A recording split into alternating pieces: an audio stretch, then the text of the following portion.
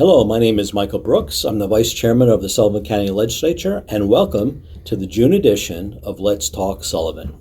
With me today, as always, is our Chairman, Robert Doherty. Hi, Mike. Hello, Robert. How you doing today? I'm doing just fine. Glad to hear that.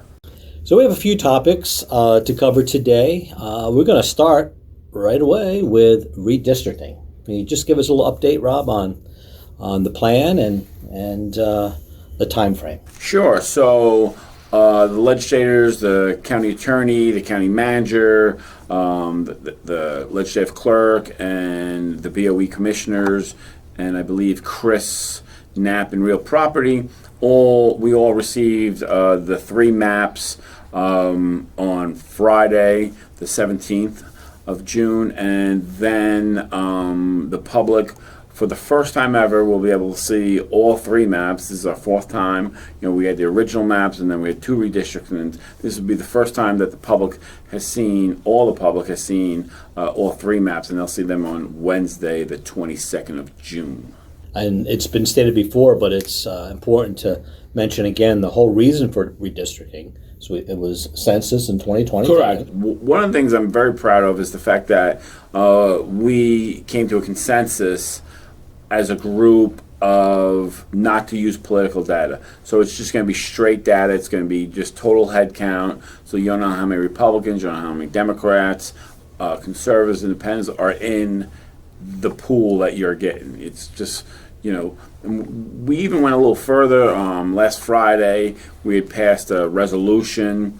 We wound up paying the company that did it a little bit more because we felt it was very important to keep the villages such as Monticello and Liberty, together as a whole group so that they were to get better representation, which we thought was very, very important as a group.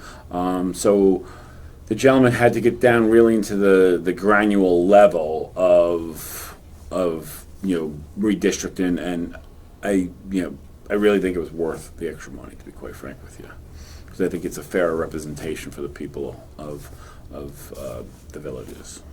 Last week, Rob, in the executive committee meeting, there was mention of our youth and our seniors having kind of been, I wouldn't say left behind, but there may be a better way to pose it, but definitely struggles coming through COVID, and just in our county looking for programs and how to engage our youth and seniors for that matter.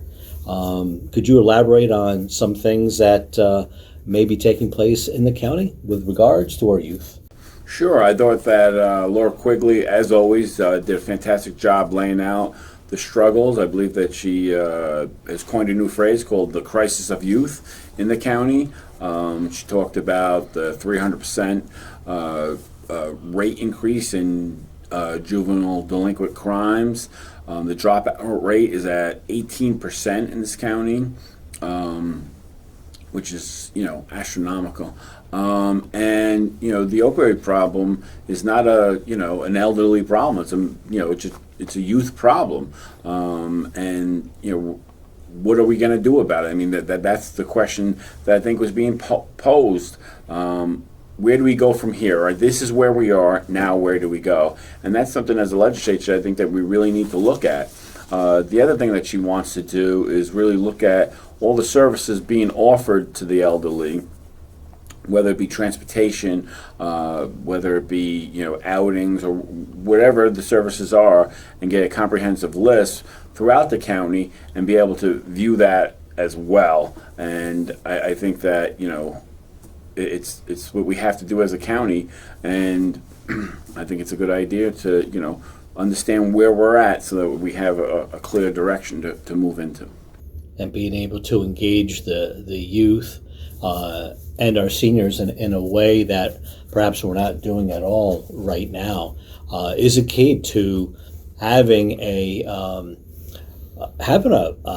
healthy youth population, happy and healthy senior population, just being engaged and having things to do. So one of the things that we did when we were redoing the IDA, and as you know, we had a couple 5-month moratorium on the IDA, and one of the things that came out of the IDA moratorium when we were going over the different needs in different parts of the county was focusing more on main streets. And I think that's so essential, because on main streets you have a lot of people leaving the workforce, the elderly, and people just entering the workforce, which is our youth.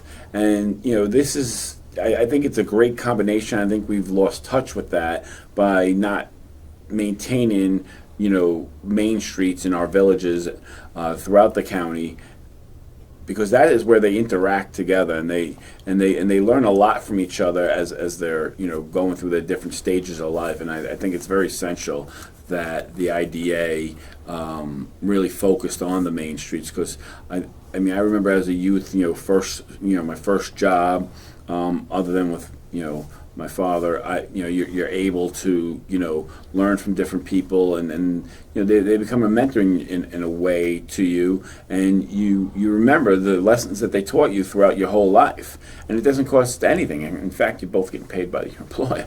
I thought that was a very important part of the revamp of the IDA. I think that's a great point. I think all of us can relate to the fact when we started work, there was a person who had been there a while, and Right. we learned from them. And I think there is a energy that older folks can pull from the youth who are wanting to learn and eager to learn, and just for the youth to interact with folks that have been doing it. I agree with you. And just a reminder that this summer the DMV is making its rounds around the county on every Tuesday and Thursday. So they'll be making stops at your local town hall. That it is by appointment, just like it is here. So don't forget that. Go online, look at or look up the dates that the DMV will be in your town. So once again, every Tuesday and Thursday this summer. And lastly, you might have heard the county and the Sullivan Broadband Local Development Corp were awarded a EDA, Economic Development Grant, for the wireless broadband initiative that the county has undertaken. It's been a long haul, probably roughly 20 months in waiting, but it was well worth the wait. In the end, the award is around $1.66 million. There's a local match of roughly $400,000, and that'll all go towards providing the access to high-speed internet across the county. The phase one, as we've talked about before, would be outfitting the county-owned towers, which would cover roughly 65% of the population. So we're working through the paperwork, and stay tuned. There'll be news coming about the broadband project as we get closer and closer to deploying it. Hi, I'm Rob Doherty, and I'm here with the County Attorney Mike McGuire. Hi, Mike. Hey, Rob. How you doing today? We're doing outstanding. I know your life story, so it's I find it very interesting. Otherwise, you wouldn't be here, quite frankly.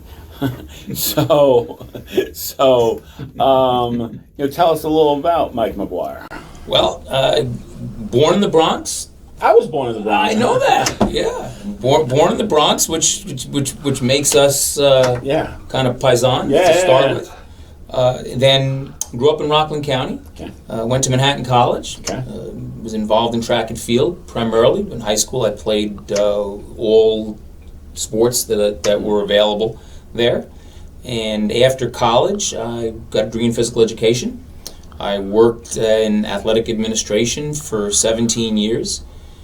Most recently at commissioner of one of the minor leagues, the Northern League. That's interesting. We grew that league from a 16 northeastern-based operation to a 16-team league that functioned in 11 states and 2 provinces of Canada. Wow. We started off, we sold franchises at about $25,000 a piece. When I left, they were selling for $1 million a piece. We built brand new stadiums in Schaumburg, Illinois, and Lincoln, Nebraska, and Montclair, New Jersey. And now, did you have anything to do with the building of the facilities? We had everything to do with the building of the facilities. We dealt with municipalities not unlike we deal with on the other side here in Sullivan County when people want to come and build something. We dealt with funding, municipal funding. We dealt with private funding. It was a great place to learn a lot about how municipalities operate and how they grow and what the economic impact of those kind of facilities are in a town or county. And very often we went to places that were otherwise depressed and infused some very good, healthy family entertainment into those areas. Okay. So it was very successful. And of course, many people know I was the athletic director at the college. We won 3 national championships in '92. That's exciting. How many does the college have? They have 4. They have 4. And we won 3 of them. That's pretty good. So we won 92, 95, and 96. And I was already starting to be involved in professional baseball and wanted to grow in that area, and was advised by many people that a law degree was really the entree to growth within professional sports. Okay. And when I came out of law school, or actually just before I came out of law school in January and that how year, old were you when you started law school? I was 38. 38 years old, I wow. was 42 when I finished law school, or 41. I was 37. I was 41 when I finished.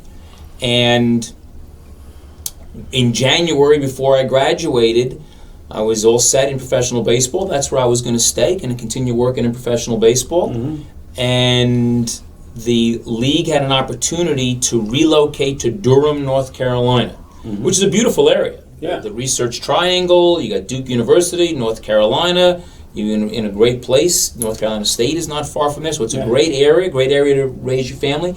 I had, however, just won custody of my children and could not leave. Let me strike that. I would not leave and take them away from their grandparents, from their mother. It's very important. Family is very, very important. So at that point, I took a job with the district attorney's office, where I got some tremendous insights into this county and the struggles that this county faces. And how long were you at the district attorney? I was there about 3.5 years. 3.5 years, okay. Then went into private practice, where I practiced general law, a lot of family law, a lot of matrimonial law, domestic relations, civil litigation, real estate, the whole gamut of a typical general practitioner in this county. And then in 2010, I was fortunate enough to be elected as county court judge and surrogate, which I continued in that role until 2020 when I came here to the county. What did you see as a judge in this county? I mean, you're there for 10 years. In my role, I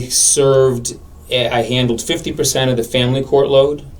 I handled 33% of the criminal load. I handled 50% of the surrogate court load, which is, most people know that as probates of wills. But you also do a great deal of guardianships of children over age 21. So with the Center for Discovery and with New Hope, we handled a lot of those types of cases. And then I was an acting Supreme Court judge, and we did everything from municipal litigation. We handled all the tax certiorari cases. We handled all the tax foreclosure cases. And how many tax foreclosures about a year are there? Between 500 and 1,000 a year. I vividly remember that every February a hand truck carrying several boxes of paper would arrive in my office, and each one of those pieces of paper was somebody's property that was being foreclosed. That must be heavy to have to write, sign that. It's very, very difficult. And when the people would come in and ask for some additional relief, because it's a statutorily driven entity, in law we have law and equity. Because there's no equity part of a statutory regulation, once the county takes possession of that property, takes ownership of the property, and the redemption period is over, there is virtually nothing you can do to get your property back other than go to the auction, where you may wind up paying a considerable amount of money to get your own property back. But these are people that, by and large, have not paid their taxes for a couple of years. But what's striking to you when you're dealing with it is that the tax burden in this county is substantial. And when you look at the average household income and the tax burden, particularly in our villages, where you have the right to pay a premium just to be part of another government entity, in some cases have additional law enforcement in addition to the state police and the sheriff's office, which are two of the finest law enforcement agencies in the state, certainly led by the New York City Police Department. You realize that every dollar that we spend, some people want to spend that dollar 3 and 4 times, but for the people that are paying the bill, it's very difficult, and people are losing their homes, and people are losing their businesses, and people are losing their properties. That had a profound impact on me as a judge when you would see these things. We would have veterans that would come to us and ask if there was something we could do to have them get their property back. And regrettably, in most cases, there's nothing you can do, because as long as the county can establish that they gave the folks notice and an opportunity to be heard, there's really nothing you can do once that redemption period ends. Nice thing this year, we were able to extend the redemption period, and a lot of people have taken advantage of that because they knew that the house was going to go up for auction imminently, and by the county extending that period, we afforded the folks an opportunity to get their homes back. And when you speak to the folks in the treasurer's office, we've seen a number of people that have come in and availed themselves of that opportunity, which is great. That is fantastic. And then, so as judge, so it's a 10-year term. 10-year correct? term. So you're coming to the end of your term. Correct. Right? And then a new legislature comes in. Correct. Correct. And then, quite candidly, I wanted you to be the county attorney. The majority of the legislators thought so also. So I approached you. Correct. And when we chatted, and I laid out my vision of how I see the county going and the differences we could make. And so then, it was a tough conversation, to be quite frank. I'm asking you to take a $50,000 pay cut. That's correct. But you saw the vision. And so you agreed to that, correct? Yeah, I've been in this county. I came here in 1989. I raised 3 sons in this county. My wife is more of a native. She came here in 2nd or 3rd grade from Greenville when her family fell on some hard times economically. And so there's roots here in this community for us. Not as deep as your family's roots, but there are few who are as deep as your family's roots. But it was very important. My frustration over the last 25, 30 years is first we were waiting for the Messiah to ride into town with dice, and that has not gone the way we believed it was going to go when we were advocating for it in the 90s and early 2000s. And we've got a beautiful facility there, and the water park is great, and we all certainly hope that they are able to be successful. There are some challenges that lie ahead for that organization. But other than that, I've really been frustrated over 25, 30 years where this county has waited for someone else to step up and improve the quality of life for the folks in this county. And so when you came and met with me, I've got to tell you that initially I had almost no interest in being the county attorney, but when I saw your vision, and I believed that this was going to be a legislature that was prepared to make difficult decisions, and decisions that maybe in the short term may have been less than popular, but in the long term would set this county in a trajectory for long-term success that it maybe has never seen. Because this county has always depended on others for its benefit. Correct. And here the county is prepared to go forward. And so when I heard that and that vision, that's exactly what I was looking for the last 25 to 30 years. And to be at the tip of the spear and to be prepared to take the slings and arrows. There are some slings and arrows. There are some, but for long-term benefit. And I believe that this county is now positioned that over the next 10, 15 years, we're going to see changes dramatic changes and dramatic improvements to the quality of life in this county that this county hasn't ever envisioned, much less enjoyed. That is correct. So now you're a county attorney. Correct. And what does that entail? And I'll get to a second part of the question, which is, how have you changed the office? So the county attorney is the sole legal advisor to the legislature and the staff of the county. That's by charter. That means that any legal issue that comes before the county runs through my office, which means that the diversity of what we deal with is as broad and as vast as the law itself. We deal with people that slip and fall on county property. We deal with employee discipline. We deal with collective bargaining. We deal with tax issues. We deal with land use issues. We deal with environmental issues. We deal with contract issues. We have 700-800 contracts a year that my office reviews each and every one. Someone sues the DA's office. Who represents the DA's office? The county attorney's office. Now so all legal issues except for criminal, you deal with. Anything but criminal, that by law is handled by the district attorney's office. Any other legal issue is handled by or through my office. That is a lot of. And you asked about the changes. About a year ago Memorial Day, the county moved the Department of Family Services legal team under the auspices of the county attorney's office, and that's a tremendous change. No, just a quick question.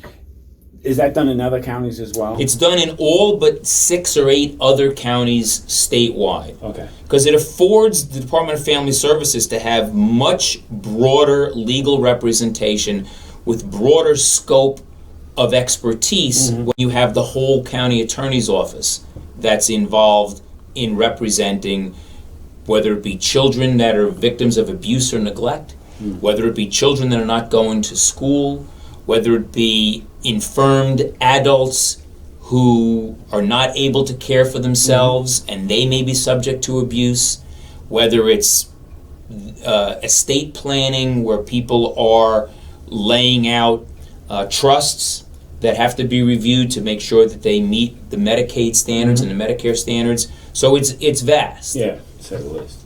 And you willingly took that on. Absolutely.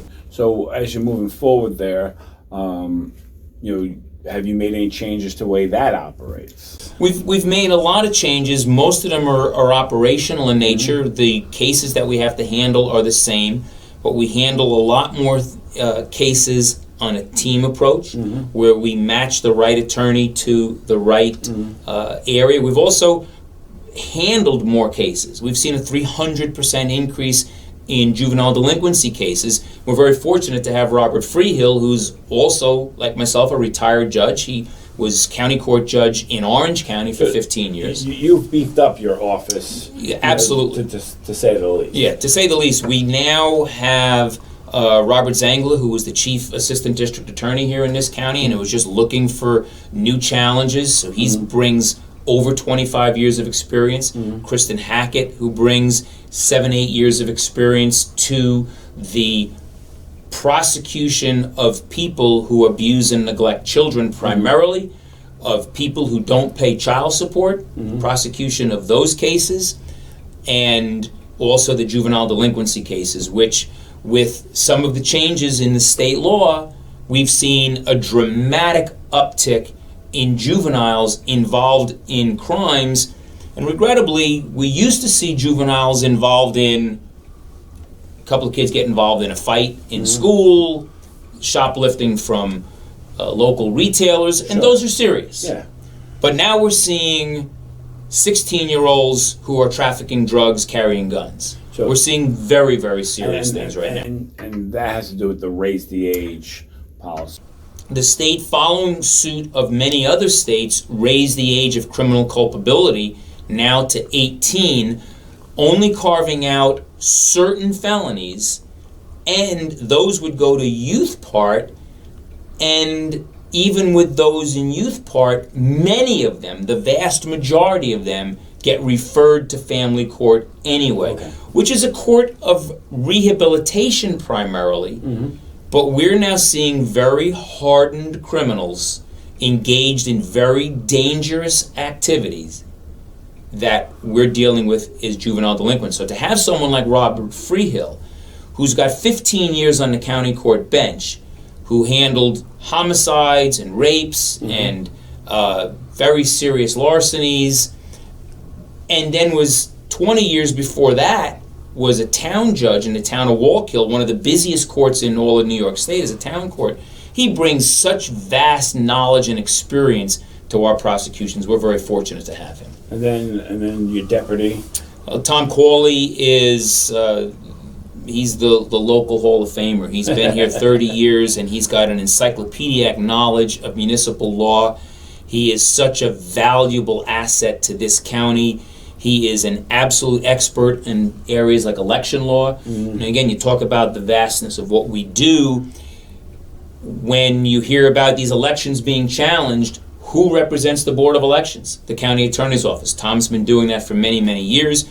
Tom handles a lot of work with the Treasurer's Office, a lot of our land use issues, tax cert cases where whole school districts would be challenged, their very existence, if a certain entity maybe gets a $10 or $15 million reduction in their assessment, which could relate to $1 million or more a year in less taxes that they pay. Good for them. Yeah.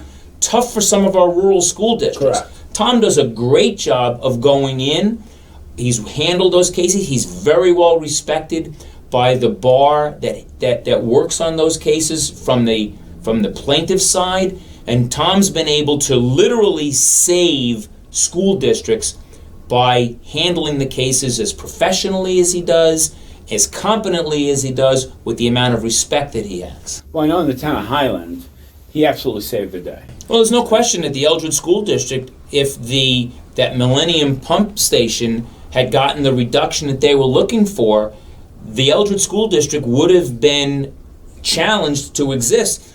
And what is not seen about that is that Tom was able to secure a 5-year commitment at the number that we agreed to. Normally it's a 2 or 3 year commitment, but Tom, knowing how critical these issues are and how expensive they are for the towns and the school districts to defend. Correct. And a lot of these people that own these facilities, they've got a lot of money to throw at it because the upside for them is dramatic. Look what happened in Forestburg. Correct. I mean, they're talking about a couple $1 million that are going to be lost in tax revenue to the town of Forestburg. And just to go further on the Highland issue, there was no reach back either. So I mean, Tom handled that, so expertly. It was fantastic. Tremendous. Yeah, the people of this county should be very, very secure at the level of expertise that we have in our office. So where do you see your office going, in the next year, 2 years? Right now we're down a couple of attorneys. We need to bulk up the office, but we've got so many exciting things that are going on in this county, some of which is ready to be released, some of which is not. But we're in the midst of collective bargaining, which strikes right at the heart of the county taxpayer, because many of our employees are our taxpayers. They live in the county. We want to give them a wage that they can do what I was able to do and you were able to do, is raise our families here and stay here and continue to contribute to the quality of life here. By the same token, when you've got so many municipal employees, you pay them more money, you got to collect more money. Correct. So striking that balance is important. We have got, obviously the care center at Sunset Lake is important. It's very important to the county, to this legislature, that the folks there are given dignity and quality of life. We've got an expert consultant in there working with us right now as we transition ultimately to them having full operational control. But in doing that, there is an endless amount of legal work that has to be done to ensure that the quality of care goes up and that the people and the families associated with that facility are able to be secure in the knowledge that their relatives and loved ones are going to be cared for. And so this county has forged a path that no other county has ever done before in the way that we're doing it also. It's an absolutely unique. I've not been able to identify another county that went the consultant route, transitioned to a lease, and then an operation. Very, very unique. Most counties, and there's very few counties in this state that currently own nursing homes. Like if you speak to County Executive Molinaro, who's from Dutchess County, running for Congress right now in this district, they have a nursing home, but he has acknowledged that there's no way a municipality can successfully operate a nursing home. Orange County went through it several years ago, and they've accepted $7-8 million losses. Rockland County confronted it, and they closed their nursing home. They don't have it. And Ulster County sold it. So when you look at the counties that border us, many of which have much higher average home values and household income, all of them have had to confront this issue, and they've all come up with different solutions. But the common thread has been, other than Orange County, they're all out of the nursing home business. So we've taken yet another route to go the lease route, and we're very fortunate that we've got a good partner in Infinite Care that has already elevated that facility from a single star to a 2-star, and they're having to confront a lot of the same challenges that municipalities have, because right now they're working as a consultant. Once they're no longer a consultant and they have full operational control, which we certainly hope will occur within the next year, you'll see the quality of care there go up precipitously, because they'll no longer be limited by some of the challenges that municipalities face. Not just Sullivan, Ulster, Rockland, Dutchess, Orange, all face the same challenges. And so, when we first started talking about the nursing home, which lost, over $12 million last year. The three things I had laid out was the care, and then 2 and 3, I said to each legislator, you decide what you want it to be. It could either be the employees or the taxpayer, right? And so, and that has always been our number one goal, is the care. And I think that Infinite Care I think they clearly have raised the bar. I mean, it's documented that they have raised the care. And so then obviously, we have to stop the bleeding for the taxpayers, and we have to make sure that employees are made whole at the end of the day. So beyond that, what else do you see, for the county, going forward? Well, this is a county that survives on sales tax. Your sales tax-based economy. That is the primary driving fiscal force for this county. And so when we talk about initiatives, those initiatives need to be tied to generating sales tax revenue. Not property tax revenue, but sales tax revenue. So one of the things that we all accept here is that we should be a tourism destination. And several years ago, bed tax was implemented here in this county, where 5% of the cost of a hotel room or an Airbnb or a short-term rental would come back to the county to help promote the county. Because when people come, it's not to get more bed tax, it's to bring people here to get sales tax and to get people filling our restaurants and people pumping gas at our gas stations and buying food at our grocery stores. And fixing up their homes. And fixing up their homes. And fixing up their homes. And we're seeing a spike in home purchases, but many of those in the more desirable tourism destinations along the river, where people like to recreate or like to hike.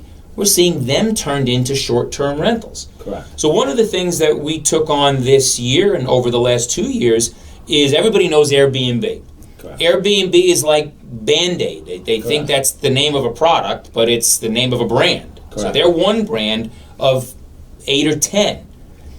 What we did was we brought suit against 2, 3, 4, 5 in order of size, and we've been able to successfully litigate against these other entities like Verbo and HomeAway and we're in litigation with glamping right now to get them collecting and paying the bed tax, because we had a lot of the short-term rentals that were skirting the bed tax issue, which was not only depriving the county of money, but and therefore depriving the county of marketing dollars, but it was also creating a competitive disadvantage for places like Airbnb, who were the same house, you're charging 5% more. Correct. And our hotels. But hotels that you and I know them are not what the primary demographic of 25 to 40 knows them. They know the short-term rentals. When my children, who are aged 34 to 22, are going away, first thing they do is look for a short-term rental someplace. My son was at a wedding this weekend. Where'd they stay? In a short-term rental.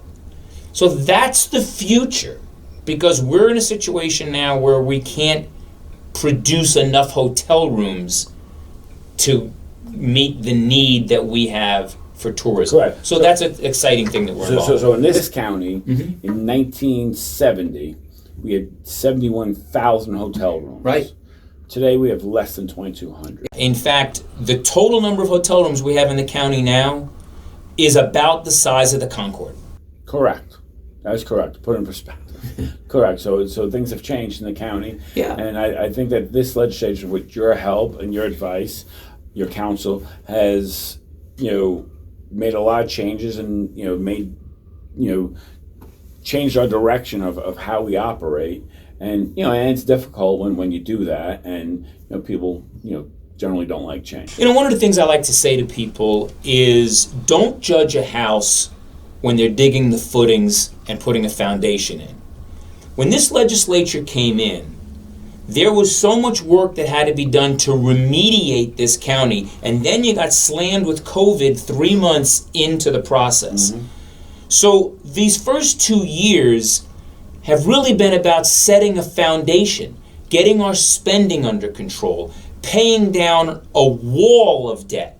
Over $200 million. Over $200 million of debt. Now, to put that in perspective, our average annual budget is not much over that $2 million. Correct. So we're talking about our debt was about the same as our annual budget. It was a 1-to-1 proposition. Could you imagine operating your household where you had debt that was equal to the household income annually? That's the people that lose their homes. Correct. That is fiscally irresponsible. Correct. This legislature has drawn that down. Now, the problem with that is that's the footings, that's the foundation, because you can't grow when you're saddled with debt. But many of the people don't see that. Correct. That's not the sexy part of it. That's not the sexy part of the thing. So they don't see anything. But I want to tell you, build a house on a shaky foundation, house falls down. Correct. So this legislature for the first 2 years has been about laying a foundation, getting our financial house in order, paying down debt, getting our debt service to be a manageable number. And some very difficult decisions had to be made there, because would we love to give huge raises to our employees? Sure. Price of that, more debt. Correct. Would we love to be able to invest in all kinds of new programming and new staff? Sure. Every commissioner could come to the legislature with very prudent ideas. The problem is you just get buried in debt. We're 61 out of 62 counties in health rankings. And a lot of the criteria are really tied to household income, education, and longevity. Correct. Well, when you're dealing with COVID and you're dealing with opioid epidemics, Poverty. and you're dealing with poverty, and you're dealing with a plethora of $15 an hour jobs, which are not enough to support a family of 4 on, this legislature has had to make the kinds of decisions that on the surface are unpopular, because they're only seeing the excavators there digging holes and putting the foundation in. Correct. They're not seeing the finished product, which now as we turn the corner and head into years 3 and 4, they'll start to see that vision of the legislature and the finished product will start to take shape, and they'll understand how much better a position this county is in because this legislature made the difficult decisions to lay that very sound fiscal foundation. So one of the things that we have done is that we don't bond for roads anymore. No, I mean, can you imagine what's more central to the operation of a county than roads? And that was the last thing prior legislators worried about. Why? Well, very simple.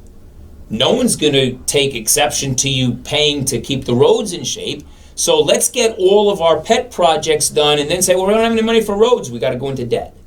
That's irresponsible. That is irresponsible. Not only that, the last 2 years, we've given Ed McAndrew and DPW the largest amount of money they've ever had without having to bond it. Well, yeah, and because even with bonding money for roads, they had fallen behind.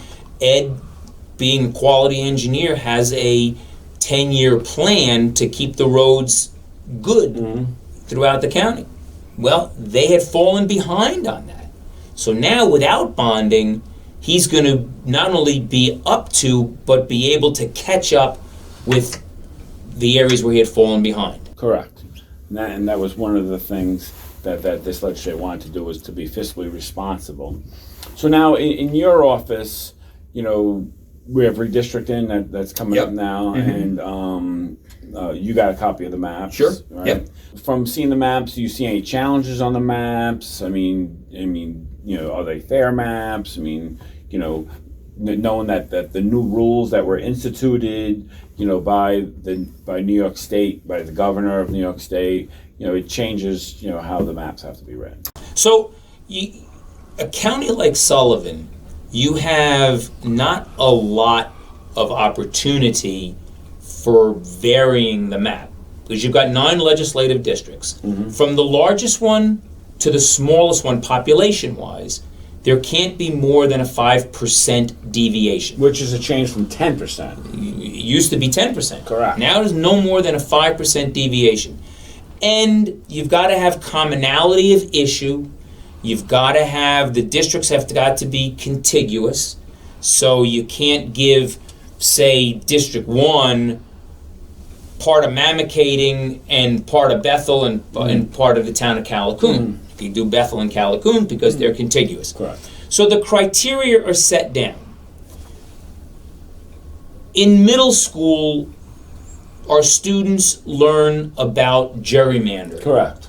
And gerrymandering means that you redraw the district lines to favor one political party over another. Correct. Well, the first thing that this legislature did when they met with the independent consultant, who's from Iowa, he's got no dog in the race here in Sullivan County or in New York, was to say that we do not want political demographic information considered in drawing the maps. Correct. That was not always the case. That was not always the case. But, so now we've got maps where we're keeping, to the extent possible, towns whole. We're keeping villages whole, so municipalities are trying to be kept whole as much as they can. Which is like issues. Which also is like issues. If you live in the Village of Liberty, you have similar issues. Not every single household, but you have similar issues. Correct. So the maps from that perspective are fair. Now, the maps are based on the census data. The census is taken every 10 years across the country. And every 10 years, you have to reorganize any district that's based on population has to be reorganized in conjunction with the census data. Folks, that's why it's so important to participate in the census when you hear about it, because your representation in Monticello, in Albany, and in Washington are based on that census data. Correct. So I started off by saying there's not a lot of wiggle room unless you want to gerrymander in a county with 9 legislative districts and a 77,000 population. What we saw, which is a given in the census, is that the population of this county has shifted significantly east. Correct. A lot of the home sales that we've seen over the last year or two in the western part of the county have gone to become short-term rentals. So there's nobody listing that as their residence, so they don't show up in the census. Correct. So consequently, geographically, in order to get to the equivalent number, you've got a huge, legislator Conklin's got a huge geographic area to get to the number that he needs, 1/9 of 77,000, with no more than a 5% deviation, high to low. And in places in the eastern part of the county, like Legislator Solomoni, where they've seen a growth, particularly in the village of Bloomingburg, his geographic area is going to shrink. But everybody's is going to shift in conjunction with the shift in population. I don't think anyone will have a similar, well, no one has a similar district to what they got elected to in the last term. According to the maps, no. But keep in mind that I'm very proud of the process that this county went through to get to the maps, because remember, the redistricting that was done for the senatorial districts was rejected by the court and had to be redrawn and cost this county their senator. Correct. Now, we are confident that we're going to have somebody in that will be concerned about the county and their needs and be receptive to our needs, but it literally cost us our senator and Senator Martucci. He was taken out of Sullivan County completely. It also, if Albany's not enough, in Washington, D.C., the congressional districts were shifted, where we believed for a while we were going to have, we believed originally we were going to have now Lieutenant Governor Delgado. Correct. We lost Lieutenant Governor Delgado in the first shift and brought in a congressman who is Westchester, Rockland, Orange, not a lot of similarity with Sullivan in those counties. And then that was rejected by the courts, and now we've got another race with two new candidates running there, that hopefully those are candidates that are more familiar with the Hudson Valley and more concerned about the Hudson Valley. So I'm proud of the work that we did, because I'm very confident after reviewing our maps that they will not be rejected, that they were done professionally, that the county had the foresight to retain an independent consultant with no interest in Sullivan County and direct that person to not consider political demographic information. Correct. I understood the history of this was our fourth time, creating districts. You had the original time, and then you had two more redistricts, and then you had the fourth one. This is the most transparent redistricting there has been of any four. I wanted to make sure it was an open process. I also know that you're burdened with a lot of work, and I didn't want you to have to, fight a lawsuit for us. And so I'm confident that these maps will, and we were given a choice of 3 maps, where before no one ever saw all the maps, and this time ever, the whole public, even the supervisors, will see all the maps before they're voted on. So what other issues are in front of the county attorney's office right now? Well, it literally changes every day. I mean, we're constantly getting tax challenges. We're constantly getting slip and falls. Obviously, the family court stuff grows all the time. The adult care center is constantly on the top of my desk. We're constantly dealing with those issues. Obviously, economic development is something that we're always looking at. The broadband project is very exciting. We have built one tower that's going to finally give Rock Hill some cell service, and we believe that the tower is going up in Monticello and Liberty. It's unbelievable that hasn't happened before this election. It's absolutely incredible that it didn't happen. You've got an area there in Rock Hill where it's a large population center of the county, unlike some of the more rural areas where there's less population. I mean, here it's a congested area in terms of population, and the business community is very active there, and got the Center for Discovery is creating a new hospital there where the Frontier building was, which is very exciting for the county. Correct. And yet, you drive down 17, pass through Rock Hill, and your phone goes down. It's remarkable. Yes. And now the cell is up, and we're just waiting to get electric run to the cell, run to the tower. It's a NICEAG issue. That's a NICEAG issue. It's not a county issue. We're waiting for NICEAG to do that. Correct. And then Verizon will hang some cells on there, and cell service And will also dramatically improve. And so, I just have to ask you, 2.5 years, are you glad you took the job? I have never been happier working with a group of dedicated people and committed legislators than I've been in the last 2.5 years. I've always taken the position professionally that you make an informed decision, and then, like President Truman said, you never look back. Correct. And I've never looked in my rearview mirror. Each step along the way has added to my ability to now serve the people of this county as their county attorney. And we're glad to have you. We're happy to be here. Right. Thank you. Okay, well, that will wrap it up for this June edition of Let's Talk Sullivan. In closing, we're going to be hearing a lot about voting going forward. We're in primary season, and this is going to be a busy year. There's been a lot of news about redistricting in our state, and so anyway, the message to everybody out there: it's very important to vote, not just for the sake of voting, but informed voters make a difference, because the policies that the people you elect really have an impact on our life. And as a voter, it is our responsibility to get informed on the individuals that are running and who you vote for. Don't just vote for the sake of voting, because the decisions people make affect all of us, national, state, or local.